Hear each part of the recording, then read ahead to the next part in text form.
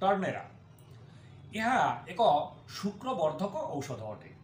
ସ୍ନାୟବିକ ଦୁର୍ବଳତା ହେତୁ, ଇନ୍ଦ୍ରିୟ ଶକ୍ତିର ହ୍ରାସ, ଧ୍ୱଜଭଙ୍ଗ, ପୁରୁଷାଙ୍ଗ ଶିଥିଳ, ମଳମୂତ୍ର ତ୍ୟାଗ ବେଳେ ଶୁକ୍ର କ୍ଷୟ ହେଉଥିଲେ ଟର୍ନେରା କ୍ୟୁ 8 ରୁ 10 ଠୋପା ଔଷଧ ଅଧା କପ୍ ପାଣି ସହିତ ଦିନକୁ 3-4 ଥର ସେବନ କରନ୍ତୁ।